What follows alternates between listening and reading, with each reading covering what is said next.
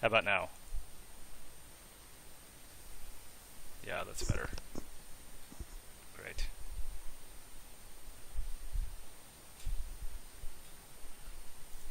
Okay, so, sorry the webcam's at such a weird angle.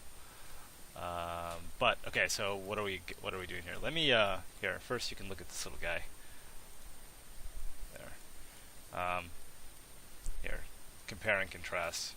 We'll talk about that in a second. First, let me get to some questions. And I do have the question queue. Thank you, Joffers. Let me answer a couple of questions from the discourse, and then I'll answer some from chat, and then we can like get to work. Whoa, sorry, window juggling. Okay. Wow, this is crazy.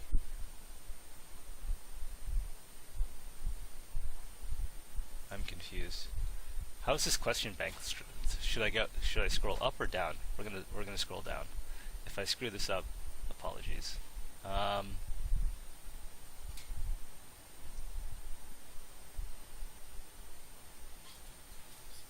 Holy cow, this is a long thread. Okay, traveling. Question on traveling. I read there will be mounts.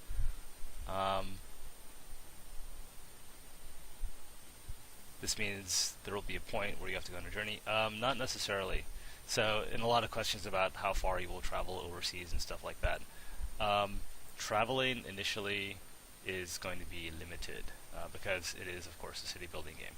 And we want you to focus on, not all the time, but a lot of the time, we want you to focus on your city.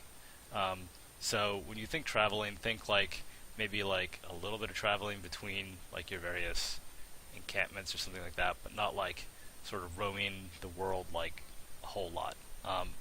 Maybe one day we can grow to that, but initially it is like a city building simulation type game.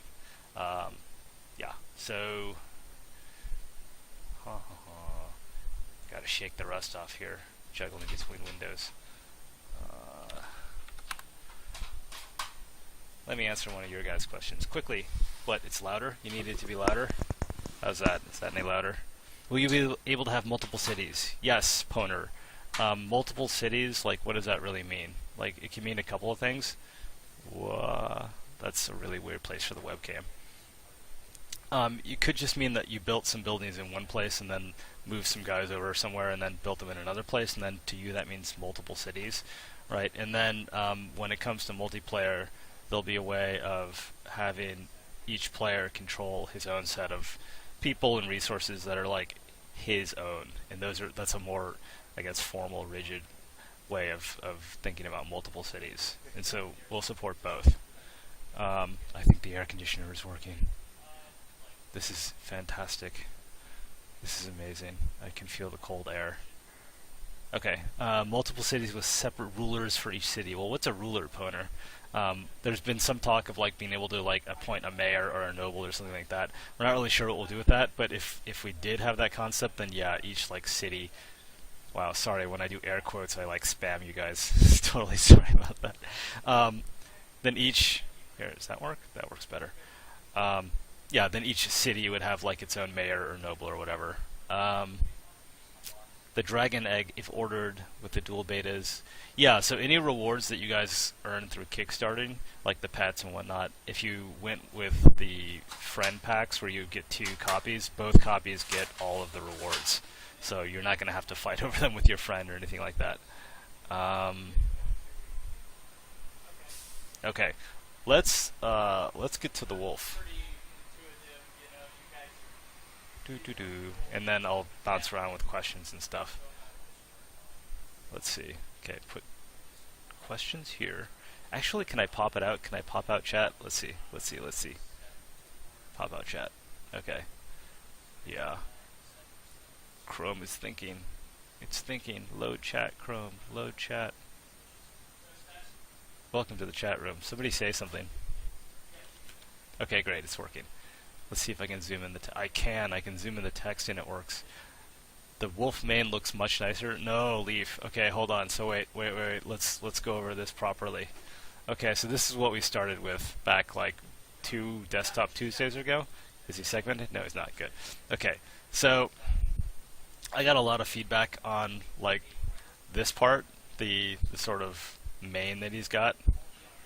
And a lot of people said that it looks like weird and too big and whatever, and I kind of agree. So, I mean, I'm working on revising the wolf, and here's the revision. Whoops, he's all cut up, so that's a problem, but whatever. And this is the revision, right? So, make the main, like, so that it's still there, but, you know, make it a little bit less out there, and make it blend in a little bit more. Looks like a dinosaur. What? No, it's a wolf, man. So what are you guys saying about this? Like A-B comparison. A, B, A, B. I kind of like this one. Oops. Man, he's being cut up. That makes it tough for you to show you. But you guys like the older one? Some like the new one. It's 50-50. Alright, so 50-50 I'm going with my gut. And that's like this one. Okay, so let's see. So as you guys can see, this guy's been like chopped up, and he's chopped up so that he can be animated. One thing that I don't like is the color palette is kind of messed up. Like his legs are like a darker shade of gray than the main. So let's just like quickly go in here, just because like now that we're right here, we might as well clean some stuff up. Oh, and I've been thinking about how we'll support palette swaps among models, and that's going to be not something we do immediately, but we'll do it a bit sooner rather than later. Certainly, like, definitely before release, obviously, and probably shortly after our first milestone in December. And the idea is that, like, there's no palette on these things. Like, what's a palette on? Yeah, okay, so for those of you guys who are like old enough, or I guess knowledgeable enough, the old sprites, you know, like you think of like 2D bitmaps, the colors were all basically mapped to a color table. So like entry 0 on the table is red, and entry 1 on the table is yellow. You could have a table of like 256 colors. That is a palette, right? So your bitmap actually said like the format on disk or memory was like pixel at coordinate XY uses this color entry in the palette, right? So that's how you could do like palette swaps, where you change the color entry from like red to like slightly brown, and then all those pixels change. We don't have a palette because it's just like colored voxels. So what we'll do is we'll have like a translation table where we'll say, okay, like what's the color of this pixel? The color of this pixel, the hex code is whatever, 777C81. Okay, so there'll be a table which you can optionally slap onto an entity that says replace 777861, whatever it was, with my color. And so that way, oh yeah, you'll be able to swap out, you know, if you want like a red wolf or a gray wolf, I guess this is a gray wolf, a black wolf, you'll be able to just put in that table, attach it to your new object or your new wolf, and say, now this is my wolf. Okay, so some other things that you guys haven't seen as we get closer to animating is like this guy has a jaw. Where is he? There he is, right. So here are two versions of like the wolf with his mouth open. Yeah, easy on the all caps, guys. Right, so he actually has a jaw piece, right, and here's the jaw, the lower jaw, so he'll be able to like bite.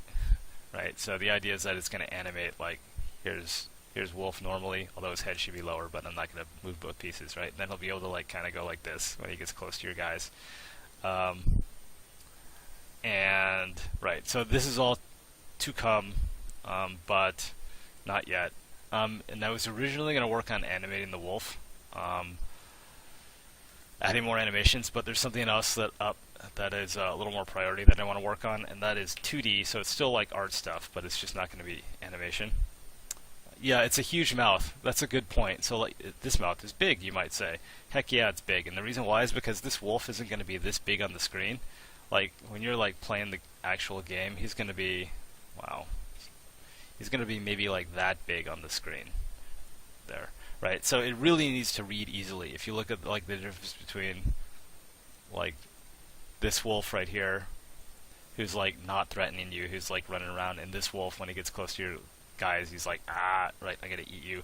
You really have to be able to see it. So for all of our animations, we exaggerate stuff a lot, right? So it may look weird and crazy, like at this size, but it's not going to be this size in the game almost ever, right?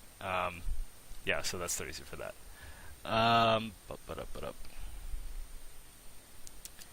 Okay, so let's get to what we're actually going to work on, which is, we're not going to say the wolf. Let's go back to the weaver.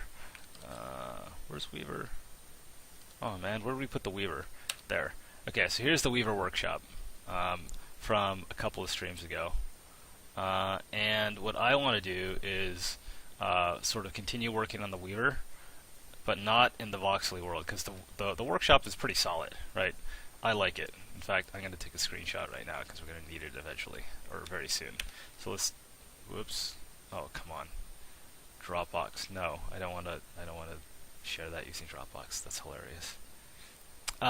So what we are going to work on, and it should be fun, it's a different change of pace, it's something we haven't done before, is make a version of the workshop for the weaver, okay? So first, oh man, new, paste, crop. Alright, so here's our screenshot of the workshop, which is going to come in very handy very soon. Just put that in the corner there. Where's a nice place for it? Right up there? Yeah, that works. Oh man, that didn't work. Alright, here, now we're going to have to tile things.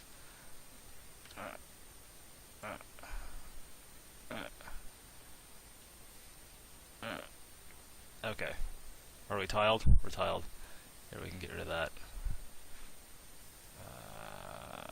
Okay. So if you look at if you look at the workshop, this is the carpenter's workshop right now. It's a Photoshop mockup, right? So, right, it's just Photoshop. But we want this thing to be styled for each individual workshop. So this is like made of wood and it's kind of rough and tumble, right? Because that's the personality of the carpenter. When you open the weaver's workshop or the blacksmith or whatever else, the magma smith, we want this thing to have a different skin on it. So I will be adding support for that very soon, and I need a skin in order to test it, obviously. So let's make the weaver skin. This is the squarest sword you've ever seen. Where? You haven't seen the sword. Yeah, okay, right. So thanks, Sir Camo Fron. That's exactly what we need to think about. Like, what would a weaver's workshop look like? And then we're going to, like, just sort of push some pixels. Question. Can there be a range of flooring for each type of room, wooden planks for the carpenter and cement for the smith? Yes, Tombeno. You'll be able to choose the type of material that you want for all floors, including like no floor at all. If you just want to put up like whatever, a canopy over like the ground, you can do that. Or when you add a house for that's going to be the workshop for your blacksmith or whatever, you can choose not just wood, but the kind of wood or stone or whatever else. Okay, so let's start pushing some pixels. Okay, so first thing that I want to do is the easy stuff, just like to get into the right frame of mind, like changing the icon. Okay, so we got the saw icon. We need the weaver icon, and the weaver icon is going to be the tool that she uses, at least the first tool that she uses. So where are my icons? I think it's there. I've got like a lot of scratch files. I should be more organized. That's not it. That's not it. That's not it. You want to see a really old version of the crafting window? Here, I'll show you too. This thing's gone through like so many iterations. That's not it. There are a lot of them. Here, maybe that's good enough. Okay, so this is like super old, like this thing's over a year old, right? Where, and actually, wow, I'm kind of surprised. The style's different, but the thing has functionally, it's more or less the same. But this was like when we were going for a more like rendered, I guess, style. Like you can see, like there's like nice wood grain here, and we were going for like portraits like that, like hand-drawn portraits. The problem with this style is that it just was, when you put it behind or in front of voxels, it just looked crazy bad. It looked like two games sort of mashed together. So yeah, so this is like, we're going for the same kind of feel, but much more graphic and solid to mesh with the voxels. But anyway, on with, okay, is it button icons? No. Where did I put that stuff? Not there, not there, not there, not there. Materials, object icons? I think it's, yeah, that's it. Okay, great. So these are all our icons, and the Weaver initially uses a spindle. So that's going to be like, or it could be, we could use that, or we could, wow, this is old too. All right, well, we got our spindle, and we'll use that. Okay, so I got like lots of layers that I need to manage and move around some more windows. Uh-oh, where'd it go? That's a problem. Window, layers, window, layers. There it is. It likes to dock. I don't want you to dock. There we go. Okay, so question? I gotta get some work done. I'll answer you. Who? Who? Oh, that's cool. That'll be, hi Conrad. Conrad is a friend from Germany, works for BMW. It's a pretty cool job to have, right, working for BMW. But I used to work with him in the Valley, but he moved to Germany. And he's on chat. Hi, Conrad. Okay, so onward. So, do you guys want to see my, why not? I'll show you everything. I'll show you the gory details, but that won't give me enough space to, okay, so these are my layers. We'll try it. Okay, so spindle. So if you guys like don't know Photoshop, it's like a really handy program to learn. It's almost like one of those things that can do almost anything. I use it like before when I was doing like real texture mapping. I used it to edit textures. I use it to do like mock-ups, UI mock-ups like we're doing now, right? It's super interesting, or super useful in a general purpose tool. Highly recommend it. Or like, if you don't want to buy Photoshop, get like the GIMP or something. And it's really fun. It's one of the kinds of programs that you can use like for years and still learn something every day. Okay, so this is the Weaver's workshop, right? And one thing that we have to like think about is, do we want to keep the same color scheme? Consistency is good, but you know, maybe we don't. For instance, like the black, we probably don't, because the blacksmith is going to be like all like stone and stuff, which is way different from this. If you guys want to see this thing in action, like how it works, I think Stephanie posted something to Desktop Tuesday a couple of weeks ago that show like a video or an animated GIF or something. It's some kind of animation. Oh, I get it. Now I get your joke. Right. So the thing about mock-ups is they don't have to actually work. So yeah, this says like wooden practice sword and is an icon of a shield, right? But it's okay because it's just a mock-up. And really the only purpose of a mock-up is for us to understand how the thing works.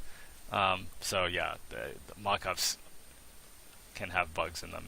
It will be okay. I gotta find my right. Oh, here's like a super old version of like our widgets. Right, and this was like, well, I don't even want to talk about that. One day when I get organized, you guys won't see like everything we've done for the past year. That's object icons. That's, whoa. Materials? That's not it. Maybe that's it. No, that's not it. I'm looking for like, is it in Carpenter? Oh, it's in Carpenter. Of course it is. Of course it's in Carpenter. Yeah, I'm looking for like my icon of a thread. Maybe there's like Weaver. Save as. This isn't icons. Assets, icons. Anvil, book, Carpenter, materials. Material slots. Weaver, there it is. No. No, I almost saved over that. That would have been bad. Assets, icons, Weaver. There, that's what I was looking for. Okay. So just like for kicks,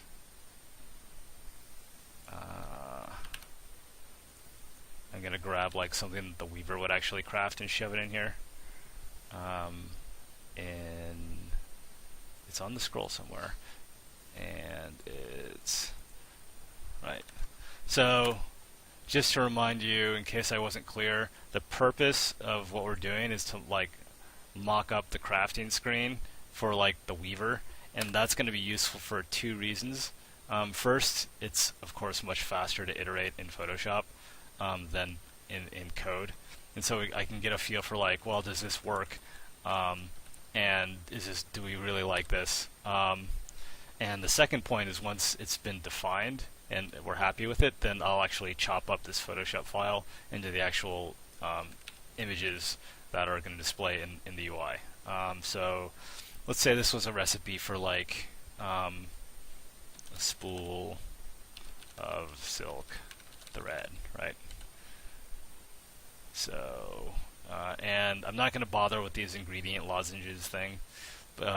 This would be like, you know, flax or something, like maybe 2 bushels of flax or whatever. Spool of silky doom. Spool of silk thread. Oh, doom. Alright, but I know what it's going to look like, and it's not going to change, so it's like I'm not even going to bother with it. And the same thing with this, like I could say like, you know, whatever. Like the actual text would be like, useful for crafting all kinds of ominous spun goods, right? Ominous because it's of doom, right? And then like, you know, whatever. The flavor text would be like silky, whatever. I'm just having fun at this point. But I want, okay, so now I like, okay, this could potentially be like the Weaver's Workshop, except it looks exactly like the Carpenter's Workshop. And let's like actually, I want to be like kind of accurate enough to not like mess with my head. So let's change the queue. So the crafting queue, which is over here. So what is that? I don't even know what that is. Okay, there. So that's the one I want. So let's nuke the rest of the stuff in the queue. And if you're paying close attention, nuke the arrows, you can see some minor differences between what's on screen here and what Stephanie showed a little while ago. Like, okay, I'll just, like, that is new, that open sign, and it's really cool. Instead of a pause button, which works, it's functional, but, is that my spool? Yeah, but it's kind of boring, right? It's like, oh, pause, play, we haven't seen that before. We have this open close sign, so the shop is either open or closed, and you click the sign and the shop flips over and it goes, oh, now the shop is open for business or closed. Can you show us the GUI in game? I can, but I'm not sure if I will. Oh, why not? Sure. I'm going to show it to you in game, but not yet. Let's make a little progress and then I'll show it to you in game. Wow, who got the name Stonehearth? I want it. The GUI, really? Yeah, GUI, G-U-I, GUI. You could say the UI, or you could say the GUI, or you could have something that's one syllable, so it's the GUI. Sorry. One syllable is better than 2 or 3 syllables. Don't you remember him? Oh, you're right. I remember Stonehearth. GUI?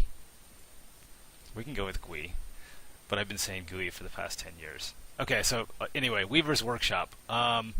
Okay, so we've got to like think about like, what does this thing look like? I mean, the first thing that comes to mind is I want to change this shingle. Just because. Well, first of all, let's like. I mean, the thing with this shingle is like this is very like utilitarian and very tough, and I feel like the Weaver, because you know the Weaver works with like thread and needles and whatever else, so it'd be something a little more delicate and a little more refined. So, and this is like obviously the thing that you see that most prominently identifies this thing. So that's something we can change. But before I even do that, I want to define like a palette. let's figure out like a palette for this thing. So the palette for the Carpenter's Workshop is like this.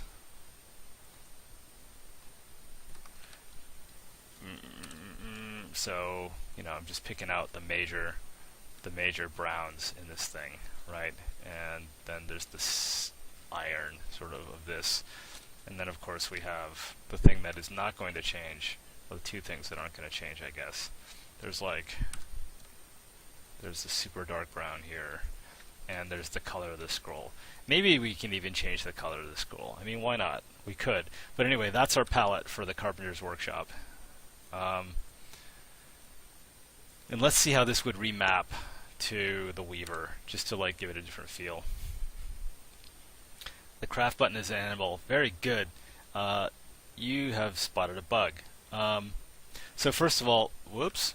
The craft button here is an anvil right now. It shouldn't be an anvil at all for the carpenter. It should be a saw, right? So we'll change that in the Carpenter Workshop later. But you're right. The anvil button, the craft button, will not be an anvil for the Weaver. We'll make it.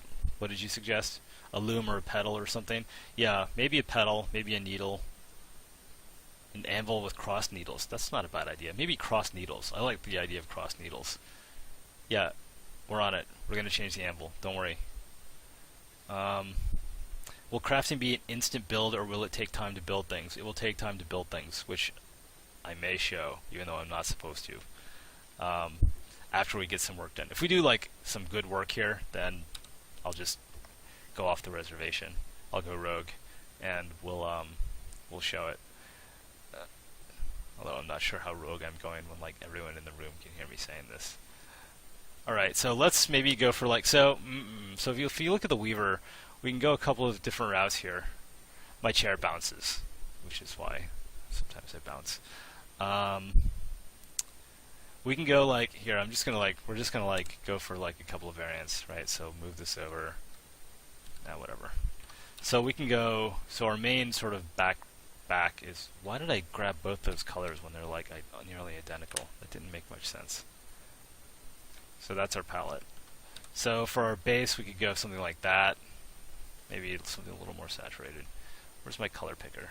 Let's put. Oh, okay, it is here. Great. Something a little more saturated. Almost like it's like a birch, right? And then like, and then we can use something like that. I know I'm swapping colors around, but and then we can go like a lighter birch for the border or something. It's like really crazy. And then this, I'm gonna move my tool there so that I'm not, so I don't have to go like all over the place. That's okay. It's not great. I want to get color in there. Someone says something about like cloth. Like what if there was like cloth hanging over this? I don't know where it would go. There's not a heck of a lot of room. What's happening here? Camden, we are reskinning the Carpenter workshop to the Weaver. Every workshop will look different. It's just a skin, but it gives it personality. So that's what's going down. Right. So let's do it. Whoops. Okay. So let's just like start changing stuff. I mean, whatever. I'm just gonna try some stuff, and some things will stick, and some things won't. So we're working on. Nope, that's the pause sign. Where is our main sign? Wow, we have a lot of layers and a lot of redundant layers. Let's get rid of that close button because it's obsolete. There's no close button anymore. Okay, so right. That's not horrible.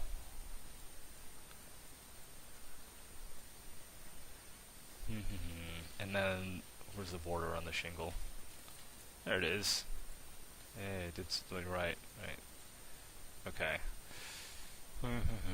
And if we go to... Layers are awesome, but I have so many layers in here that... Okay. So, good. I was smart. So let's try to carry that over into here. And then... there. Whoops. Where's my border? Is it there? It's in a separate layer? That didn't make much sense. It is in a separate layer. That's foolish. Whoops. Yeah, that's what I want. No, I need a pencil, not a paintbrush. Pencil has hard edge, paintbrush doesn't. Give me a big one, and then let's draw over that. Okay. And drop the opacity. Right. So, okay. Yeah. Okay, so this has potential. And then we're going to knock off these crazy weather, the distressing, because this is the Weaver, and the Weaver is not quite so reckless and doesn't deal with like giant like power tools or the equivalent of power tools that would like screw up her workshop. I say her and his, but genders are interchangeable in Stonehearth. So this Weaver happens to be a girl, but you can have a guy Weaver. Same thing with everything else. And I have a bug here. Here, I'll zoom in so you guys can see what the heck I'm doing, right? That's a bug. We'll fix it. Little things like that bother me, the whole OCD thing. Am I good? I'm good. Okay. So now, okay, so it's like lighter. It's maybe like made out of a birch or a pine, which makes sense. You can use a soft wood if you're just like, if you just have cloth on it.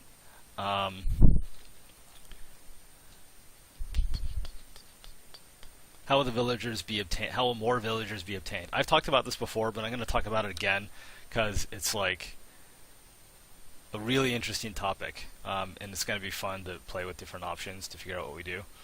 So I'm going to change like these pickers. Maybe I won't. It's not the most pressing thing. I really want to change the scroll though. Okay, so on the topic of how you get more workers, I really feel like when you get, there should be a deliberate choice, a very clear action almost that you take to get more workers. And the analogy I've used in the past is StarCraft, where like when to get another worker unit in StarCraft is a really, really interesting question. And it's not always clear because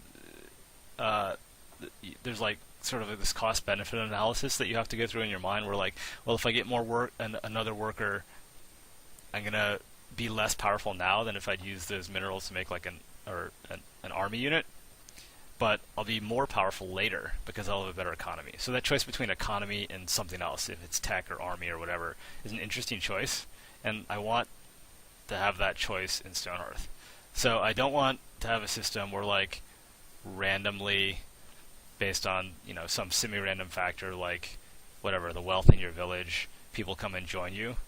I would much rather have there, like I said, like the straw man, which is probably not the way it's going to be, something that's simple to understand, is you buy more workers with food. So when you have enough surplus food, you just say, hey, I want a new worker, and then the food goes away, and a new guy comes up. Maybe he eats the food or something. That gives you that kind of hard choice, where it's like, okay, in order to get more workers, you have to build a surplus of food in the first place, and what's the best way to build a surplus of food? So it won't be exactly that, but hopefully it'll feel like that, where you are very much in control of when you get new units, new workers, or workers, I guess, and there's going to be like a trade-off. If you want more workers early, you're going to have to give up something, and if you give up too much of that, like if you just completely forego defense and go total econ, just get a booming population early, maybe like in 5 minutes you're going to lose the game because you're going to get bumped off by, marauding a wolf pack or something. And I'm trying to find like the layer that has the background of this thing, but I can't find it, and it's kind of annoying me. It's not in there. I'm going to turn off stuff until it's not in there. It's not in there. It wouldn't be in there. It would be in here. Is it in the picker? No. All right, I know it's in there. All right, so it's not in there. This is like hide and seek. Is it in there? Oh my god, it's not even in there? Where is it? Is it in the sign? No. Oh, is this in my palette? No. Alright, Alright, I'm just turning off stuff until this thing pops up. Is it there? Oh, it's there. I have a rogue layer. Go away. Okay, now let's put that stuff back. Okay. You know what? Ooh, let me save this as something else. Okay, I want to open up. That's the first time I remembered to save, I think, without being prompted. Okay, so here's Carpenter. Here's Weaver. Well, okay, not that, but let's get it back. Let's get it back. Okay, put that back. Put that back. No. Oh, that's like sort of hidden feature that I'll tell you guys about. It's not hidden. We just haven't told you about it yet. There. Okay. So Carpenter, Weaver, Carpenter. Oh, see, I messed up. Oh yeah. Okay. So I shouldn't have overwritten that, but whatever.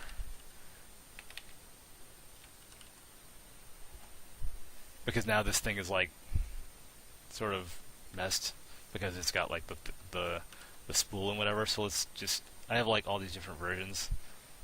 So that's way too old. Never mind. Forget I said anything. Okay, but you can see like how we're trying to give each one its own personality. Okay, would a worker have to take care of new workers like their children for a couple of terms, or do they automatically become adults? We've thought about, but we haven't talked about kids. Oh, I could totally move my layers window like over here. No, I can't because I had something else over there. Oh yeah, my Weaver for inspiration. We haven't talked about kids. I'm avoiding the topic because it's hard. It's a hard topic. There are a lot of, like, in terms of like animations and in terms of you know, the process of how a kid becomes an adult, it's tricky. So for now, everyone's an adult, and if we can figure out something cool that isn't tedious, we will change that. But for now, everyone's an adult, right? And right now, I'm just messing around with like, whoops, different color schemes. In my old job, doing something like this, my old job is like a user interface guy. This would be like totally verboten. Like, how dare you change the color of like everything? Because that stuff should be like fixed and learnable. And once you understand like what that the yellow text is like clickable, that should be something that you keep constant. But this is a video game, so all bets are off. There's a balance between like functionality and fun. And it's funny, some of the things that are the most functional are the least fun, and then you make it like more fun and it's less functional, but it just feels better, which is cool. This is like getting too candied out. Let's mute some of these colors.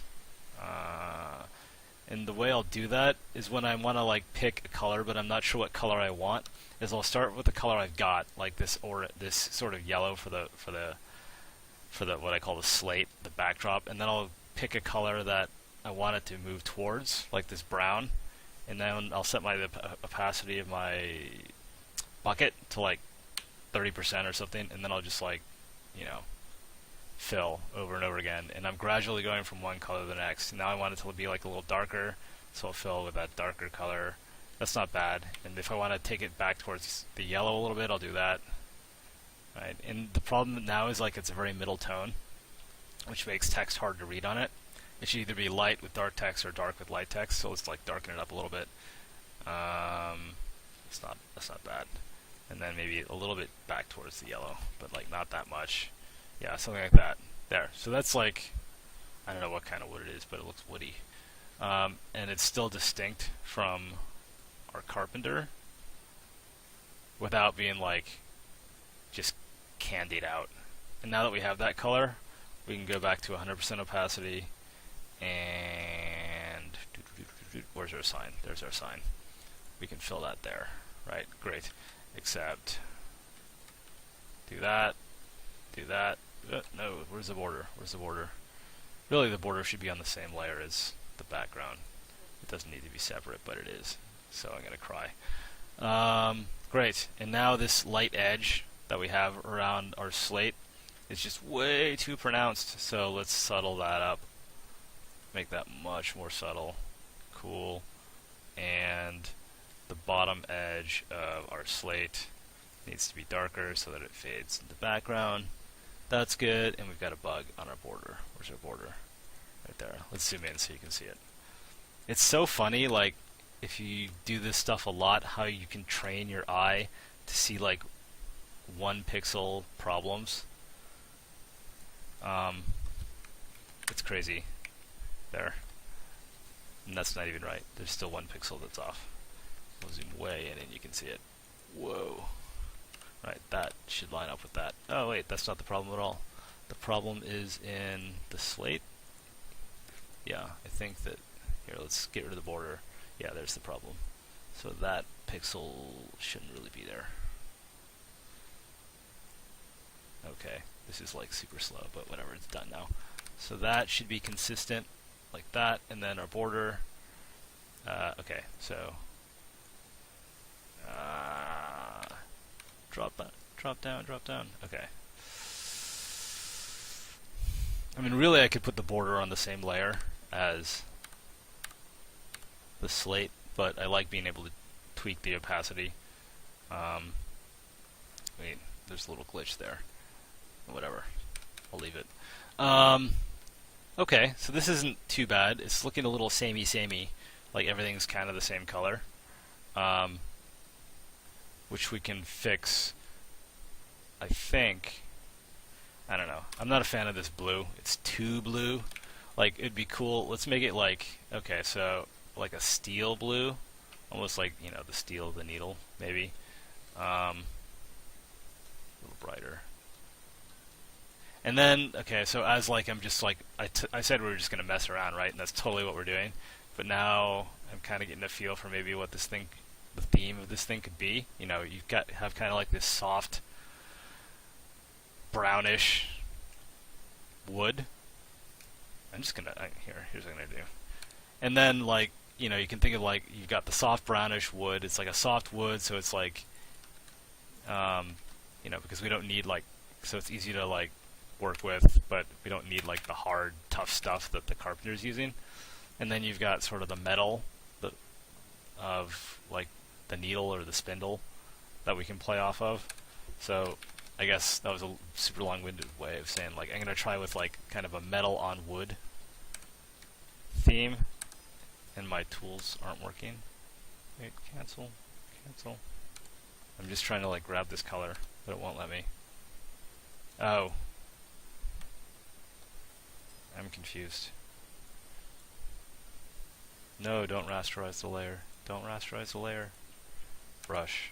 Okay. Alt. Grab color. Thank you. Grab that color. Great.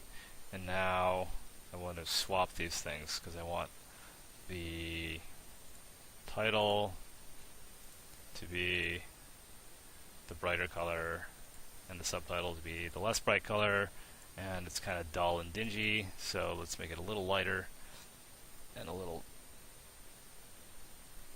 yeah, there we go. Yeah, that's barely noticeable, but whatever. Okay, so I got a theme that's in my head that I'm going to work from, and then in our work order, is that just one? Great, terrific. Should be the same color. Yeah, okay. Now it's kind of similar to what we had before, but not quite so candied and crazy and saturated. Questions? I haven't answered a lot of questions from the question bank, so let me get to that. Thanks for reminding me. Okay. Wow, there's like a really, really specific question about variables and attributes. I guess I could answer that. Let's go for it. This is like crazy. Can you guys read this? Let's read it together and see what this guy's talking about. Roughshod asks, I'm just going to answer the second part because that's crazy enough. No, let's go through the whole thing. Okay, Roughshod. Question 1. He's curious about the generalization API. How much control will you have over script changes to the initial generation? Oh, terrain generation. I'm guessing. Such as, can I specify special starting terrain? Yes, yes. Would I need the API to create in-game this? Okay, so, okay, great, better example, thanks. You need a large lake with an island. Okay, so this is like some very exciting stuff that Albert has been working on. So the first question generally is, I want some kind of specific terrain for my module or whatever. Like he needs a lake with an island on it. So the way that our terrain is built is we have primitives, functions, basically, to manipulate the terrain, like add a brick of terrain here. So using Lua in a mod, you can build whatever shape of terrain you want. And we use that API along with some clever math and randomization to create like rolling terrain or whatever. So that's just a long-winded way of saying that, like, functionally you can create whatever terrain you want. Albert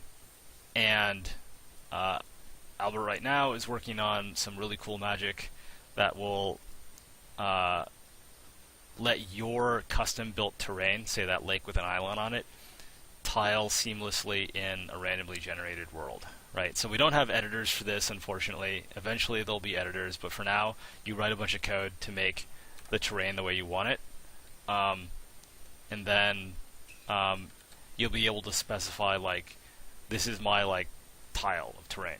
Say it's like 64 voxels by 64 voxels, and you can shove it in the world, or you'll be able to shove it in the world, and then the randomly generated world will like adapt to it so that it's like sort of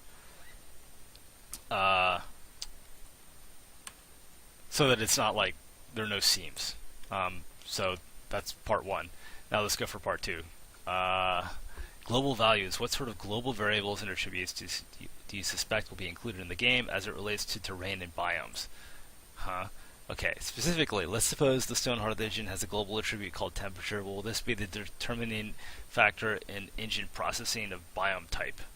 And then you've got some example code where you're like, blah, blah, blah, blah, blah, blah, blah. Oh, I get it. So the grow rate of a crop is determined by the temperature. Why do you want to know this? It's hard to answer the question without the why, so let's see if the why is here. So this is what I'm curious about. How will the overall game allow us to tie events to biomes and biomes to events? Let's say I want to mod. Okay, here's the why. You want to mod in coats. Oh, okay, coats. Okay. So detect what the weather is cold, and then okay. I see what you're saying. Well, this is just data. So we haven't thought about this too much, but it's just data. And the general pattern, which this would apply to, and if we didn't put it in, you could put it in pretty easily, is there's the environment, and in this case, the environment is temperature. And a mod can basically add stuff to the environment. And then the AI system can read out of the environment, right? So the pattern that you're describing, where like somewhere there's this thing called temperature, and somewhere else there's this AI that's like, oh, the temperatures drop below 50 degrees, go put on a coat. Or more accurately, the way our AI system is structured, you'd say, my guy really wants to put on a coat at this priority, and if that priority is high enough, and you could have that scale with the temperature, as it gets colder, he wants to put on the coat more. Eventually, if that's the overriding thing he wants to do, he'll put on the coat. So what you're thinking is like gonna work. It may not work exactly the way you've described it. In fact, it probably won't, but that general pattern is, you're thinking about it the right way. Okay, one more question from the queue. Man, I juggle windows too much. Maybe not too much, but it's okay. And then I'll answer some chat questions as we continue to work. Okay, to what extent will the dwarves be underground? Fully. Will the entrances to underground labyrinths be the only thing visible to service-wise? Well, it's up to you, right? Okay, so like, once we have below ground building, etc., I mean, really, you can build humans underground and dwarves above ground if you want. But the thing is, like, the humans will have abilities that lend themselves more to above ground building, and dwarves vice versa. For instance, human beings will probably they need food, specific kinds of food, like meat and vegetables, and it's a lot easier to grow those things if you have stuff above ground. But if you wanted to build like some caves as a human, you'll be able to do it. Similarly, dwarves will probably build like or dig way, way, way faster than humans, and they'll probably need some things that are naturally only found underground. So there'll be biases for each one, but it's not like we're going to say, oh, dwarves must build 100% underground or humans must build 100% above ground. It's a sandbox game, and the whole point, not the whole point, but a lot of the point of the sandbox game is you play it how you want it within, within reason. There are consequences if you do something super crazy, but it's up to you. If you want to live with those consequences, go for it. Go for it. Where's my slate? It's still too light. That's not it. That's better. That's even better. Okay.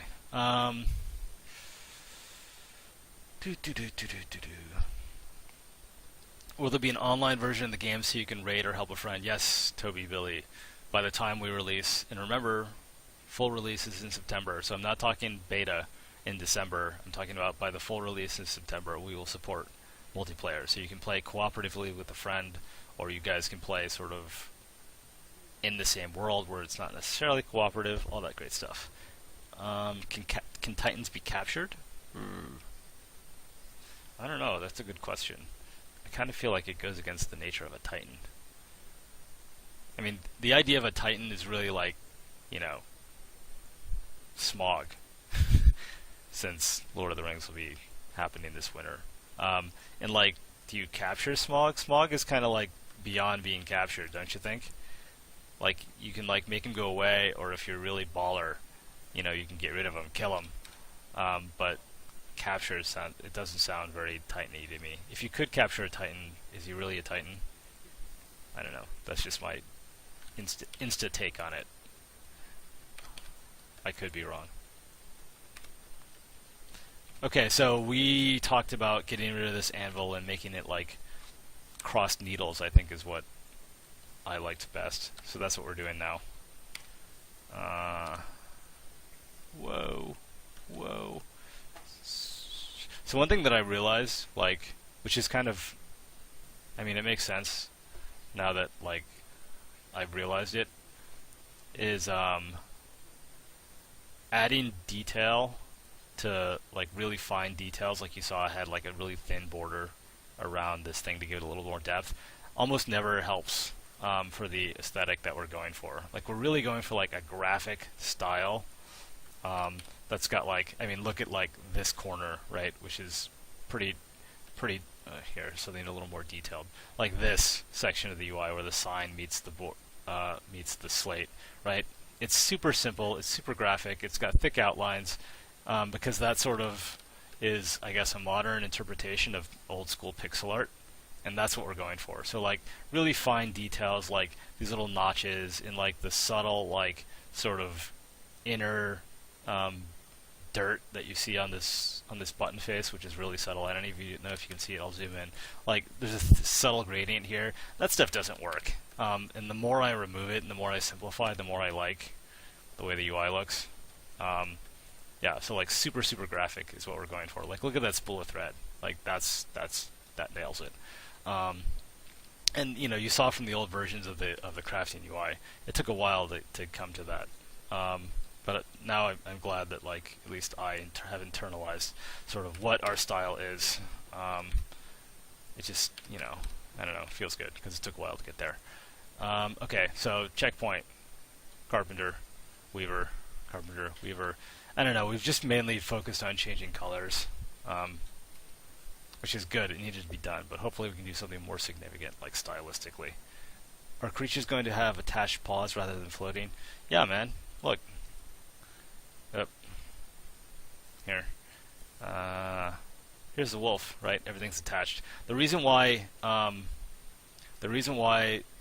your people have no forearms and knees is because they have to go through a September next year. Yeah, beta's December, release is September next year.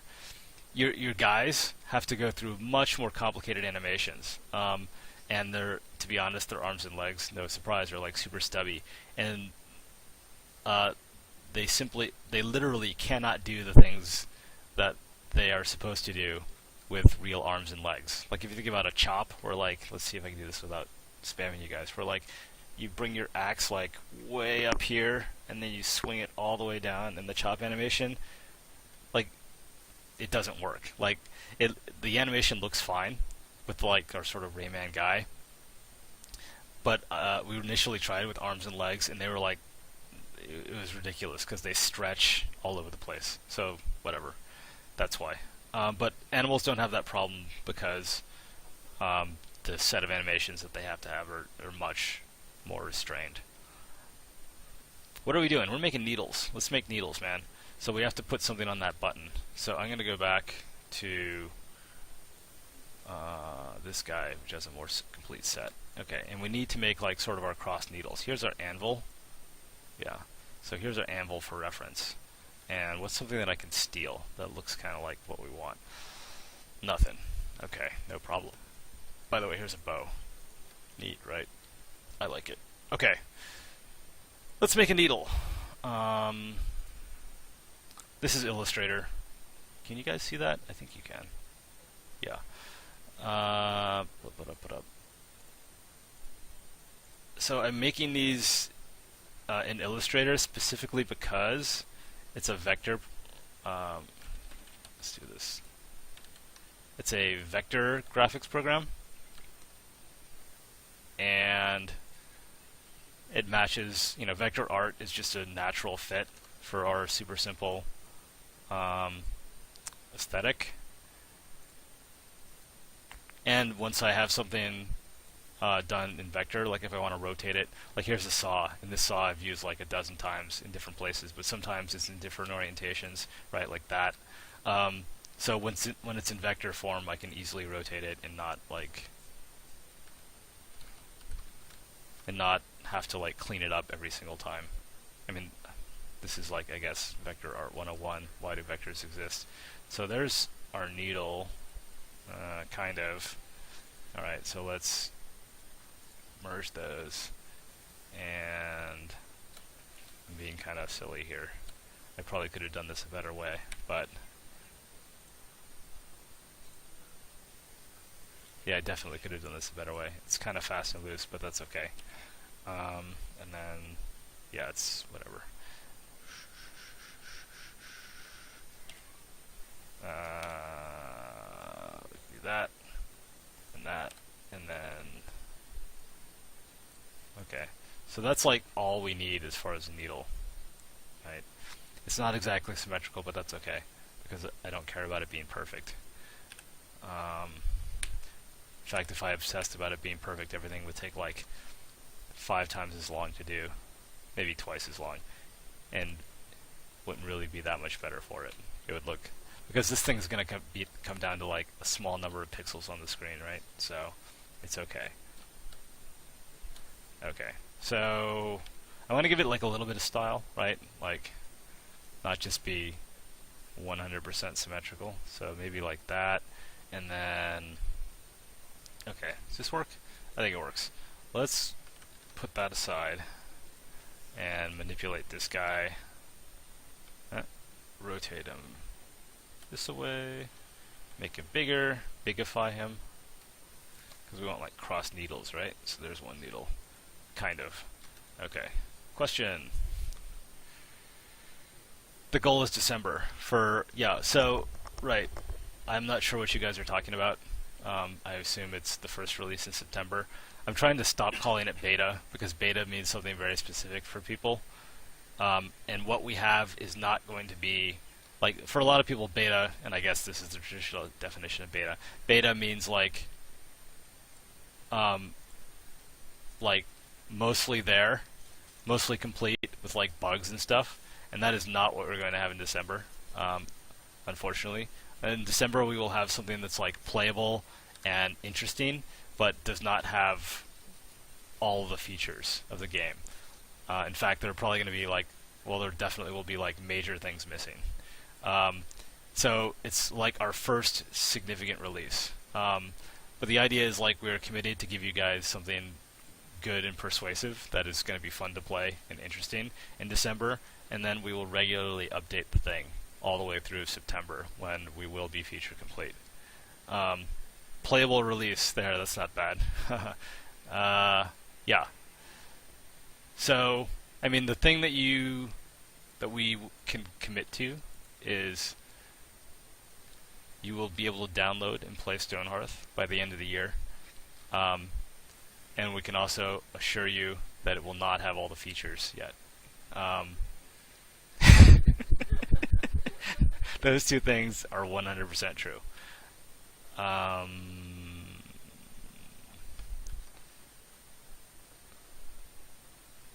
But yeah. Stonehearth version 0.1.0. Yeah, I would say it's going to be more than 0.1.0, but it's going to be less than 0.5.0 MetaBret. Do your workers have to gather more? Everyone say bye to Stephanie. Bye, Stephanie. She's leaving for the day, but she got here at like 6 a.m. So whatever. Yay, Stephanie. Okay, back to the question. Do your workers have to gather more food for the winter, and will there be less food from farms? Yes. So food will be more scarce at winter time. Why is this thing like... I'm trying to figure out why these lines have like... I said no line. Why? Here. They're like hairlines, and I don't want them to be hairlines. Okay, whatever. I don't know why that worked, but it worked, so we're moving on. Okay, so now we're going to like start filling. Yeah. And we're going to use the same colors from... Does that make sense? No.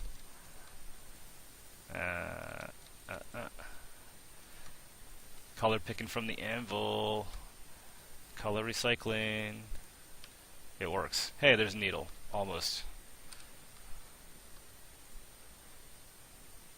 Does that look right? No. There's something wrong with like the inside. The inner eye needs stuff. I know, that's super specific, right? Okay. So here's what we're going to do. I got to jump into the live paint group. No, come on. Can I go into the live paint group? Are you going to let me? And then we need to add some thickness. This might be too much detail, but we'll know very soon. Now we can come out here. Oh no! Alright, we'll use lines. Really? Come here. Alright. So I'm trying to define like a new set of lines, and the feature I'm using now is called Live Paint. It's super handy. It basically lets you sort of sketch out like all your regions and then fill it in like a coloring book using flood fill. So now that I have those extra lines, right, I've got new regions, kind of. Why isn't that working? Because this vertex is off. Right. So now I should be able to... Yeah, nope. What did I screw up? How did I screw that up? That's totally right. Is this line in the live paint group? So they all have to be like in the same, like... It's right there. Alright, here's what we'll do. Add a vertex there. I'm totally self-taught in Illustrator, and I never read the manual. So when bad things happen, I just like find another way of doing things instead of figuring out exactly how the feature works. Maybe that's bad of me, but whatever. And there's something jacked about this. Like, oh come on, that's not what I want. Right. So I want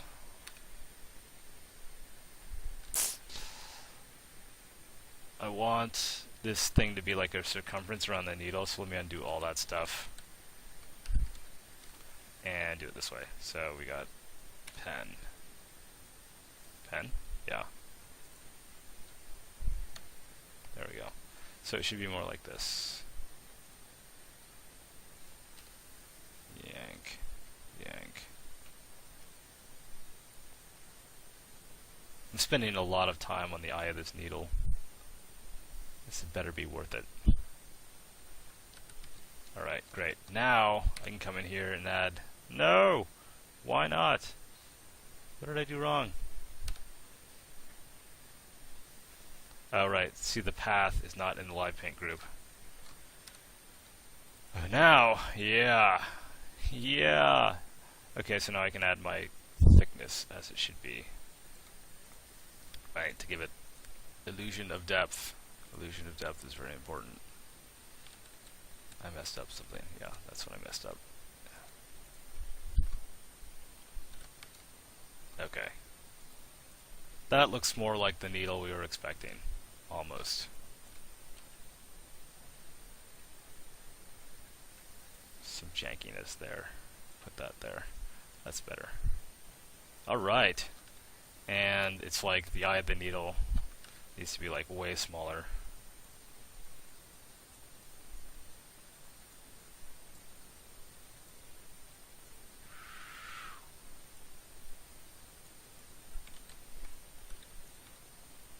That's not bad. Algebra? Hmm? You think this would be better? Really? A knitting needle? Really? That might work. Oh. That's not bad. Man. You know what? That's going to be hilarious. So pop quiz.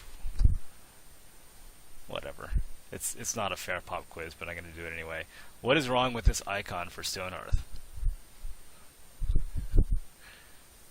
It's right here.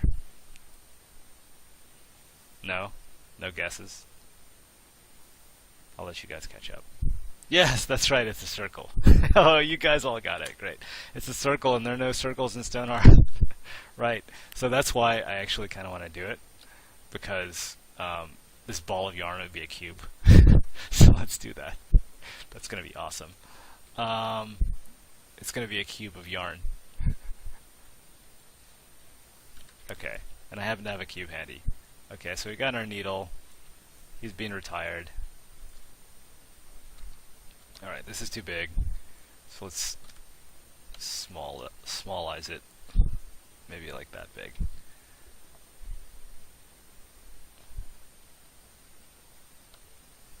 Okay, so wait, before I embark on this cube of yarn, what are some other ideas for this icon? I mean, we've talked about cross needles, and I can actually do that right now.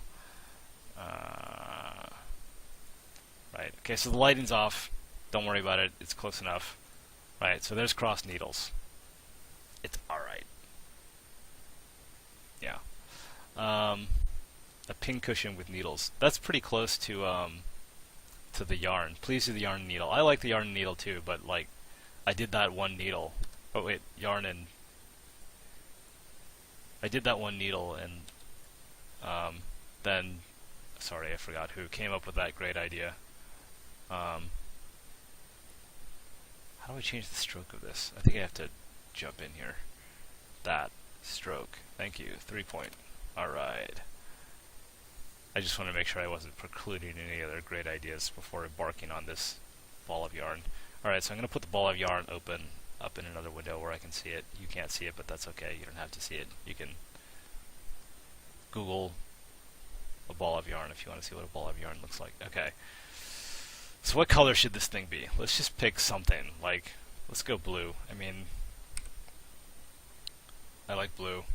Maybe we'll change it to red, but I'm just picking blue for now. Like a nice blue. And let's change the hue a little bit just to get it. Yeah, okay.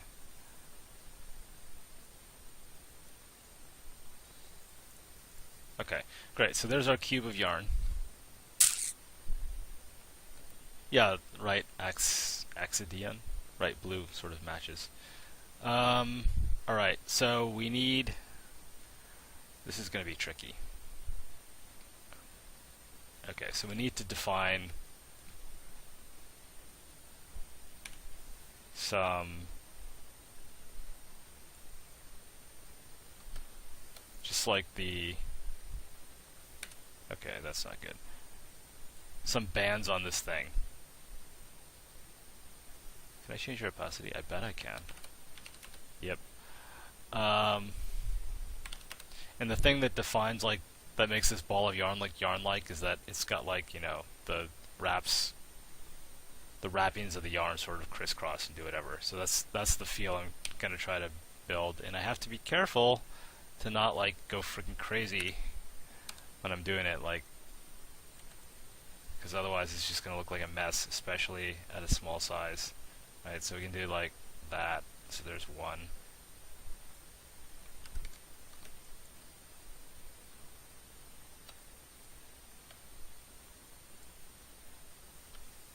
Okay, straight up and down. Oops. Great. Okay, so there's one, and I kind of feel like, let's see. Oops. Like the spacing on this has got to be right. I kind of feel like something like that. That's too close. A little further away. Something like that. Make it right. That's right. And these are not quite parallel. And it doesn't have to be exactly right, but that's like way off. That's closer. Okay. Alright, I could just copy my reference, and I think I will. So my reference does this. Yeah, I'm just going to copy it. I mean, why not? It's not like there's a ton of originality in the wrapping of these bands. Alright, so now I need another one, which does something like that. Pop him here.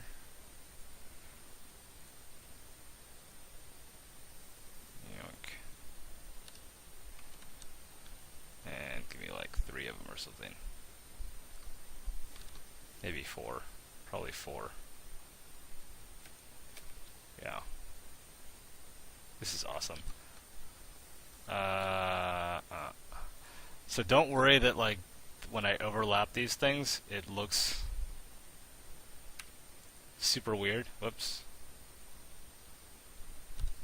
Like, you know, the sort of those dark triangles that you see because they're overlapping. Because when I'm done with all this stuff and I'm happy with the way it looks, I'm gonna like sort of merge them all together and that'll go away. Okay, so I can see that I've made too many. So nuke that and then space them out better. Sort of like that. That's pretty good. Like that. I'm totally sketching at this point. If I need to clean it up later, I will. In fact, just so I can see like what, just so I can see, get a better idea of what these things are doing, I'm gonna pick an explicit color because those triangles are messing with my head. Set the alpha back to 100 for now. Okay. I'm not, he will make it work in the end. Drink Duff Light. What? You overlay and pattern wrap is going to be paint. No way, man. Wait till you see. I have confidence, and this concept is too cool to not execute on. I mean, come on, a cube of yarn. Think about it. It's hilarious. It's hilarious. Okay.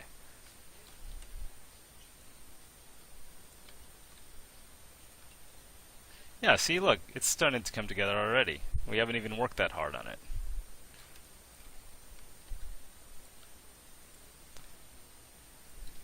Now, if I was like hardcore about making things exact, I could like make sure the spacing between each like band of yarn is correct, but I'm not that hardcore. That's not important, because when you see this thing,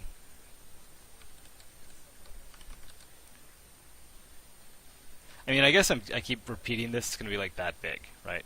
I keep repeating this because like I kind of do care, and I really want it to be like exact, and I have to keep telling myself, "Don't worry about it. Don't worry about it," because exact is great, but like to actually have something in the game and working sooner rather than later, if you multiply, you know, multiply the effort I'm taking on this, the reduced effort from not making it perfect times every single asset in the game. That adds up to big savings. Big savings. So those big savings are worth it. Once we have like everything in place, I can easily go back and like tweak all of these if I really am still upset by it. Okay. Is anybody gonna get a new plastic iPhone? I haven't heard much about it. I haven't been able to check, but I hear there are plastic iPhones now.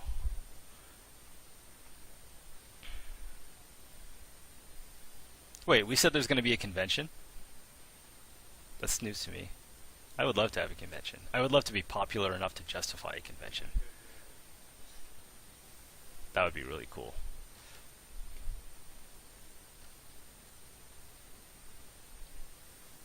I don't know. That would be neat. That's something to strive for.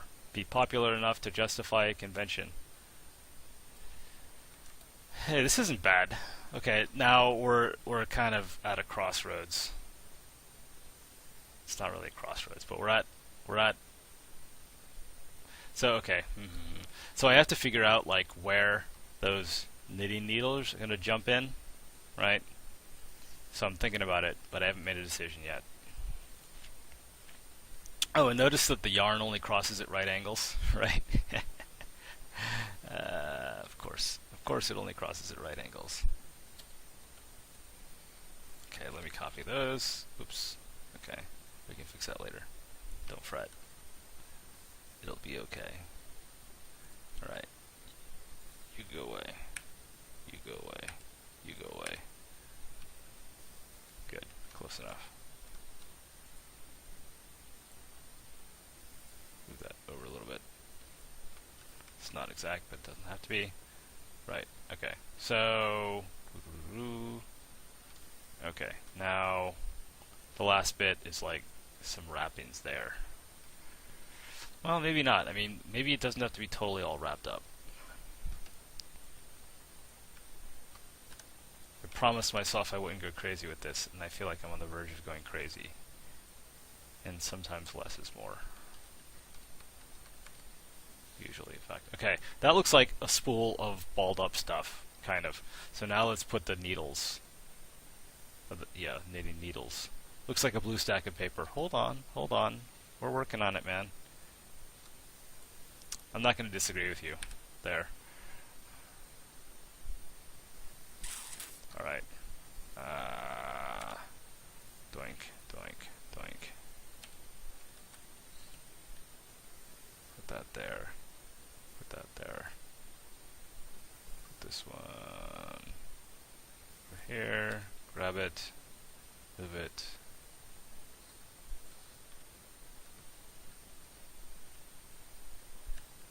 Oops. Copy paste.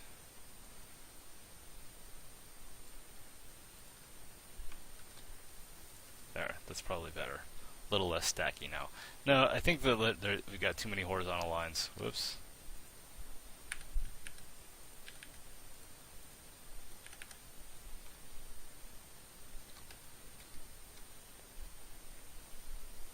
Okay, some of these need to cross over.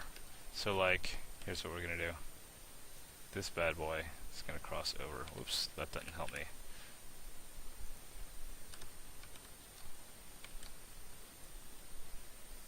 That one, copy, paste.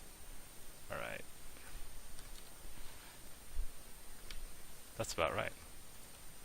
Grab this bad boy, splaying him down here.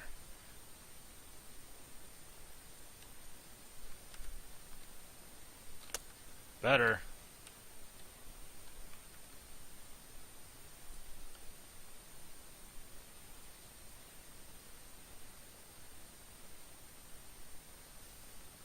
How are we doing? Better. Too much detail here.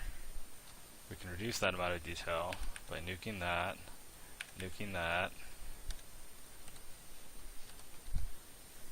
Grab this guy, move him over here.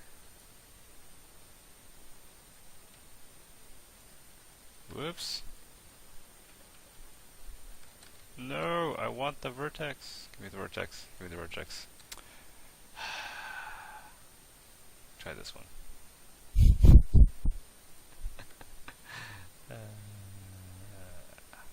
Now we'll go back to the problem child.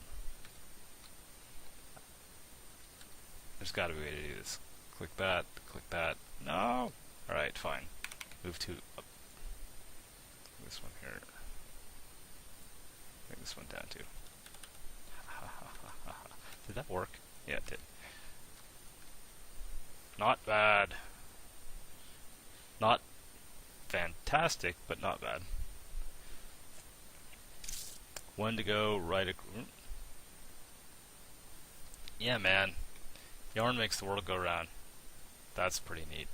Okay. There may be too much detail, but I think when we reduce the alpha of that, it's going to be fine. Something is off with the left face. This one, I think you're right. The other two are definitely better. But that's okay. It's like, it's kind of close, so I'm not going to agonize over it. I thought I had something that was shaped almost exactly like I did. It's right here. It's the right. So I'm going to construct a knitting needle out of thin air.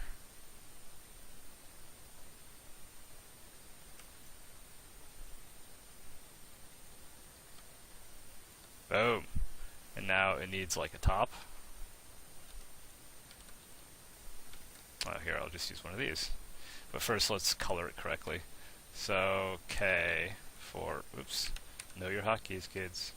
That, it's too light. Darken it up.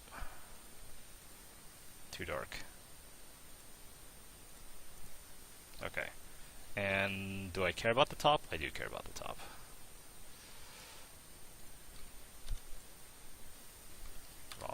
Wrong. Where's my light source? It's coming from above, so there. Kind of. Okay. Now it needs a top, like all good knitting needles. And I'll just do that. Really? Come on. Get bigger. Good. Did that work correctly? Get bigger. Thanks, moderator. You tell them.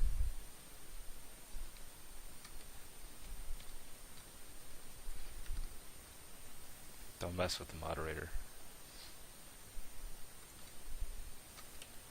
Okay, now we'll take this thing down, we'll turn it into a cube. Of course it's a cube.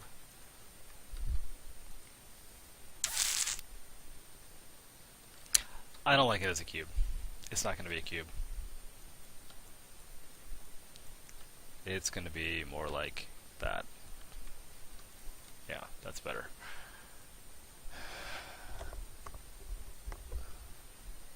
Huh. Okay. Not bad. Let's put our knitting needles in. You know what we could also do is we could put like, if these knitting needles don't work out, we could put like a real needle in there, and it's not like, well, you never know.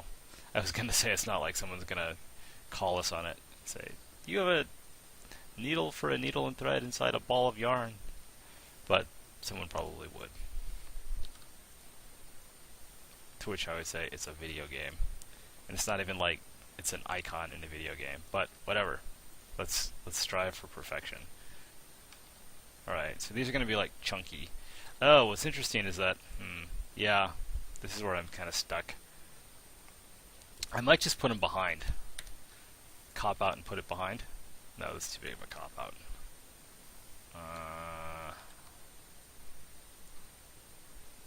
So the orientation of this thing has to be correct, and it has to be like sort of tucked into the yarn, right? So, you know, like we could do something like that. I kind of feel like it needs to be at a right angle. Right, we could do something like that. Oh, let's just mess around. It needs to be thinner and longer. I think you're right. But like, remember, this thing's going to be like this big on the screen. So if it's too thin, it's just not going to happen.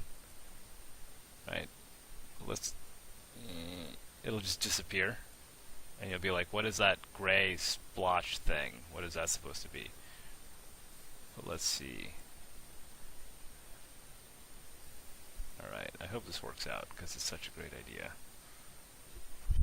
Alright, let's just keep a copy of you around, because now we need to start making some changes.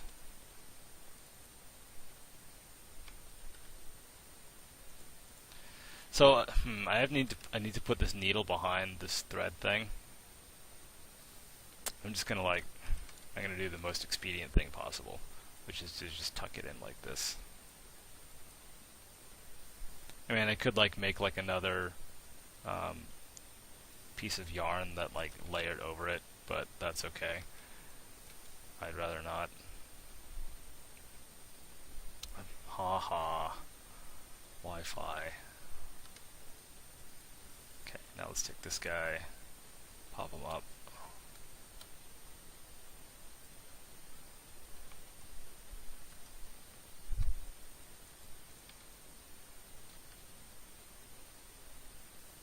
I don't know, guys.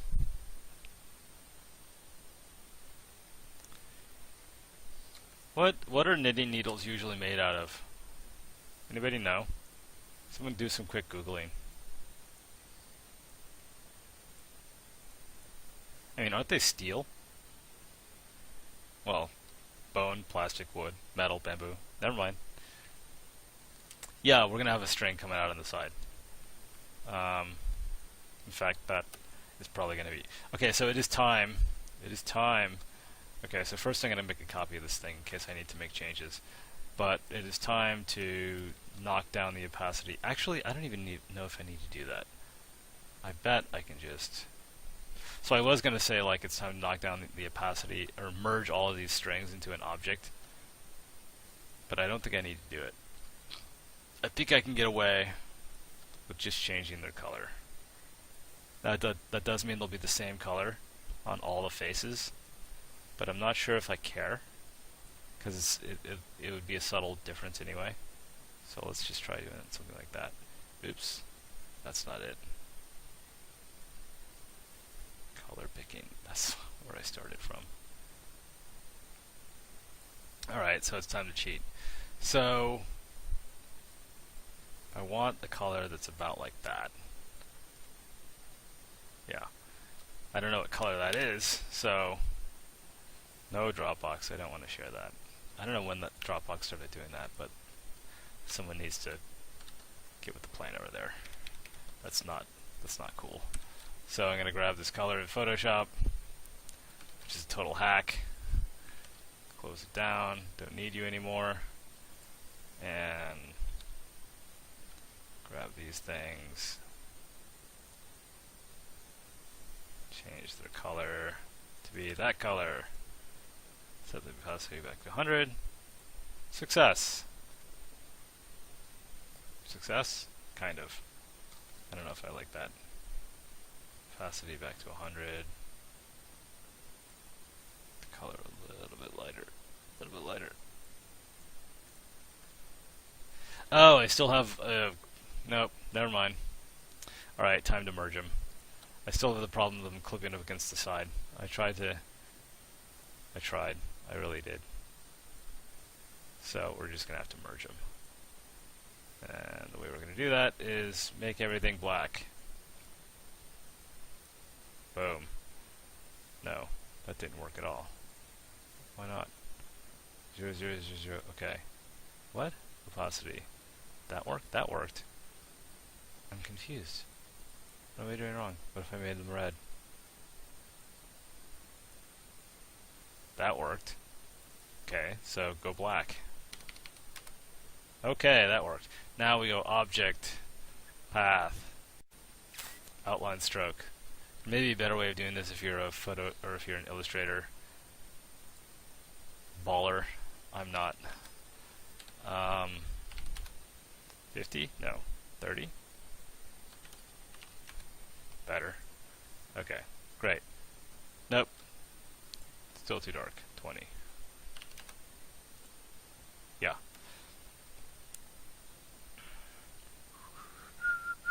Oh, save. Hey, that's a good idea. Let's save.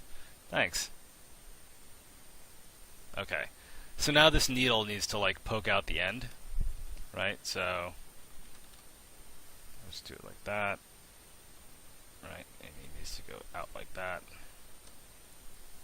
And we don't need you. Alright, and you guys come in here, maybe stick out like that. We don't need you. We don't need you anymore. You've outlived your usefulness.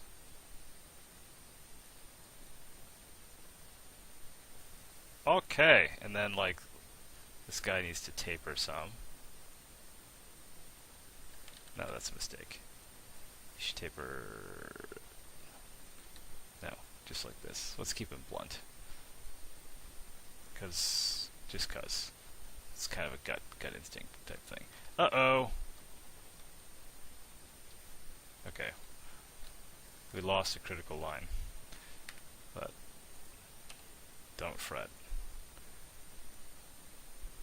Huh? Huh? Go away.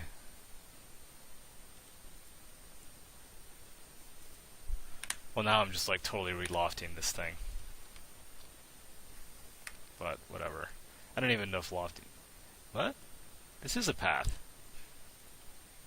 Oh, okay, great. That's the vertex that I wanted. These are not the vertices you're looking for. Okay, so minus tool. That work? Nope. Alright, whatever. Can I join these? Join? They're invalid objects. You cannot join, but they're the same path. Alright.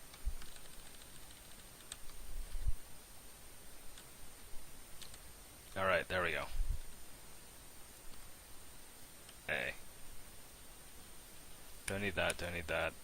Bring this one over here. It's getting late, so I am going to do a little bit more work, and then I will, as promised, show you very, very briefly the crafting UI actually in action. This thing looks wrong. It may be right, but it looks wrong. Let's see how right it is. It's wrong.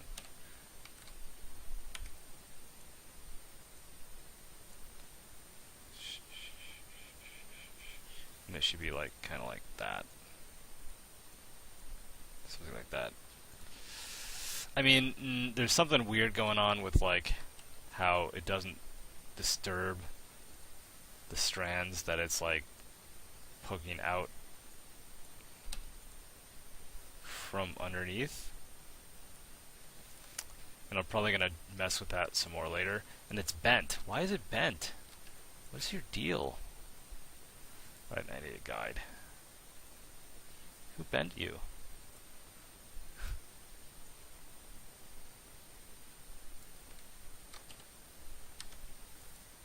That was really unfortunate. It got all bent. I'm not even sure how. I think when I tapered it, I bent it. And then I was like, no, it shouldn't be tapered. And I just sort of messed with it when I should have been more deliberate. But whatever. It's better now.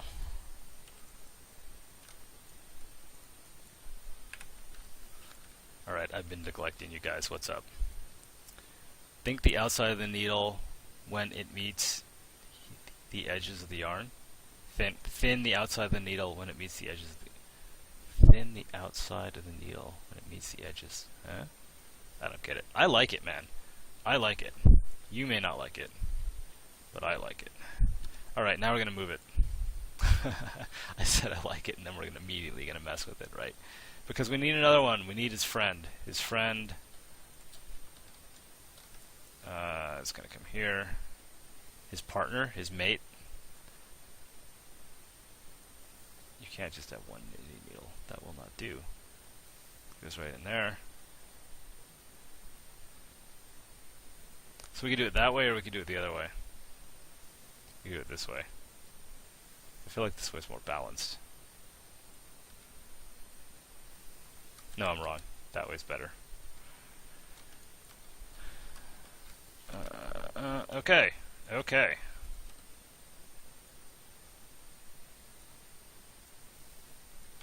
Man. Isolation mode. Isolation mode is your friend. Isolation mode lets me work on just this part, so I don't have to worry about accidentally selecting like pieces of the ball or whatever.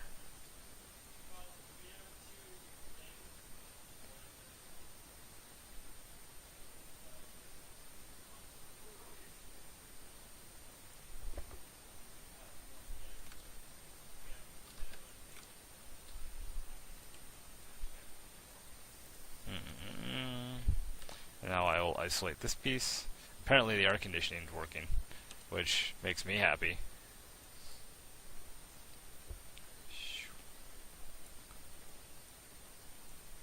It's funny, yesterday we bought everybody fans, little personal fans, because it was rough. It was bad. Okay. Is that right? I mean, it's not right, but maybe I like it that way. Let's try it the way it should be, which is that they both, or the way that I originally planned, which was that they both come out the same piece of yarn. Whoops. Come on back. Right. Not bad. Not too shabby. One needle's longer than the other, but we can fix that easily.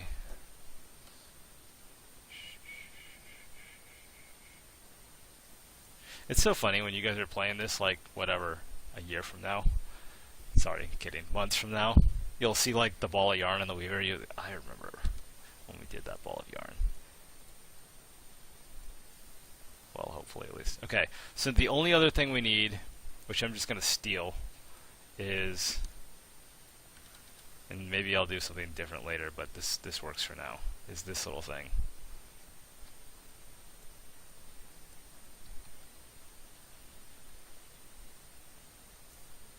Right, just sort of have this thing trailing off, which is like, yes, it's a ball of yarn.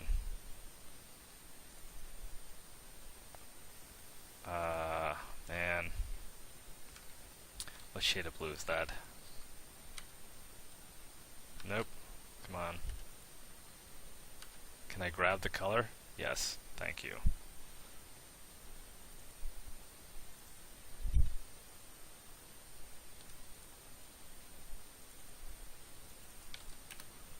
Nope, too dark. Better. Too bright. I should have just grabbed it from the top of the cube. Now I'm like, okay, there we go. Oh, bye, Conrad. Did he say bye? I don't see it. Oh, sign it. Yep. Yeah, you have a good week too, Conrad. He's in Germany, so it's like, I don't know what time it is in Germany. Anyone else from Germany? What time is it over there?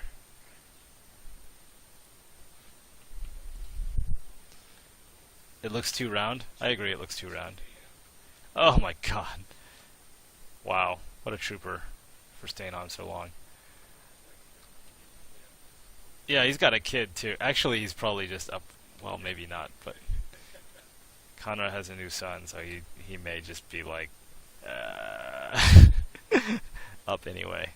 Okay, so let's thicken this up a little bit. I agree it is rounded, and I said like no curves in Stonehearth, and it's a little weird. But if it was straight, I don't think it would convey the same thing. Like it's the same curve as here, right? So sometimes there are exceptions.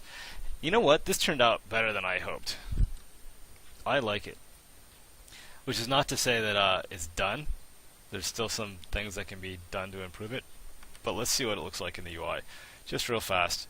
And we still have lots of work to do on the skinning. We didn't get very far, but we made some progress. Why are you being so mean to me? Stop. Stop. You should go over here where the people can see you. Don't be shy. Okay, my windows are all out of position. Let me get it there. Close enough. Okay. What are we looking for? We're looking for the anvil. There's the anvil. The anvil's out. The yarn is in. Oops. Let's zoom in. Let's zoom in so we can see that thing. Okay. Yeah, this is hilarious. I like this. I mean, it's maybe a little weird to think of a UI as like funny, but I think this is funny, and I like it. Remember when I said before that these like glows and stuff are bad ideas in general? I still believe that, so we're gonna nuke them. Yep. Okay, so I need my stroke, but I don't need the glow, and the stroke needs to be bigger. Yeah, 3 pixel stroke.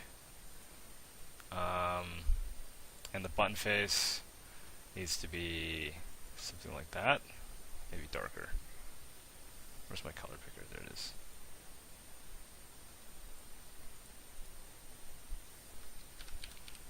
Something like that. That's not great. In fact, it's really not great. Now that it's sort of, this is yarn. Right, maybe we do something else entirely. I mean, it just doesn't look right. The anvil looked right on a button face. I'm not sure why, because it was kind of like,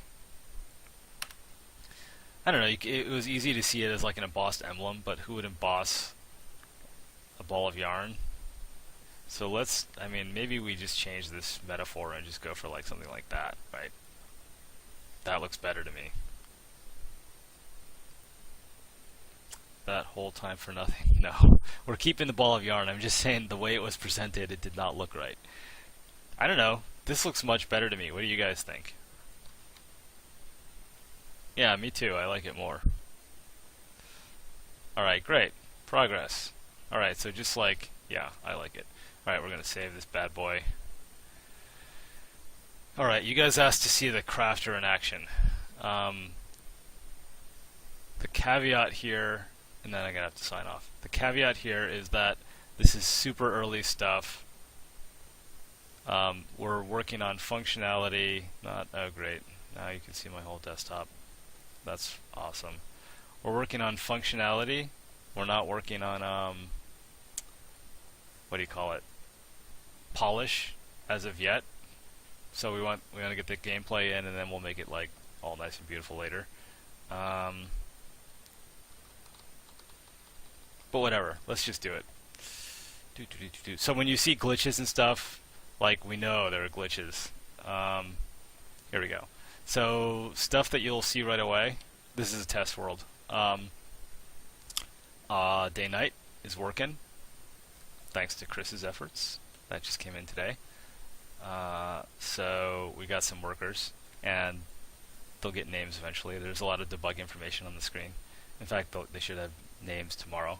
So, right. So this is our workbench, right? And the workbench has a talisman on it, which is the saw. And the saw is the means by which you promote someone. And this icon is wrong. Lots of stuff that's wrong, right? So when I go to promote this guy, or when I click on the saw, I get to promote somebody. Here, let's go here, right? So super placeholder.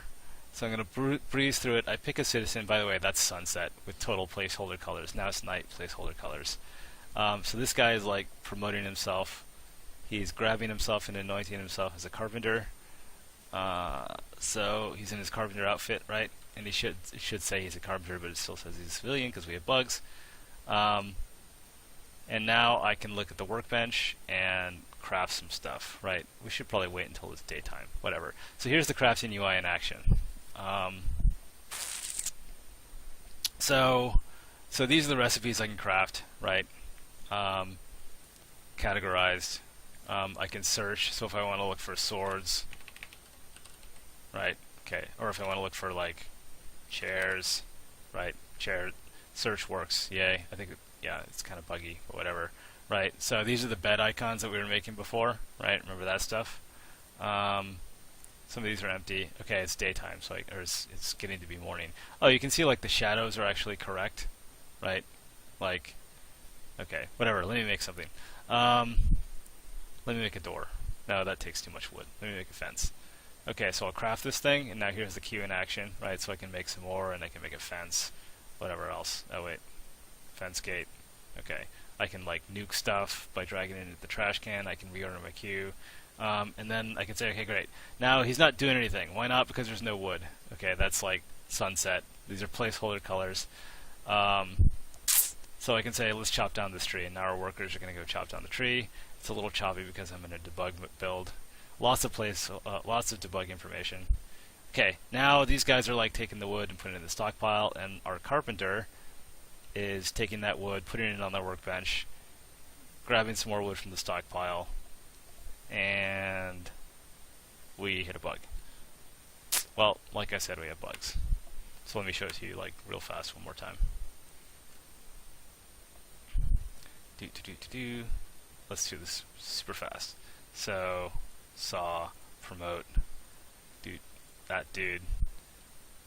Hopefully we can do it before night falls.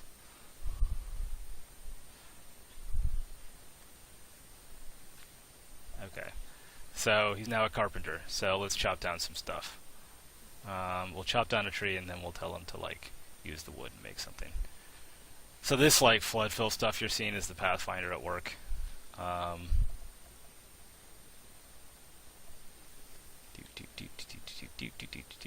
So they're doing their stuff, right? And night is going to fall very soon. You can see the shadows like getting longer. Okay. And I have to say it every time, like the sky colors are placeholder. So let's make like one picket fence and go. Okay, so he's off.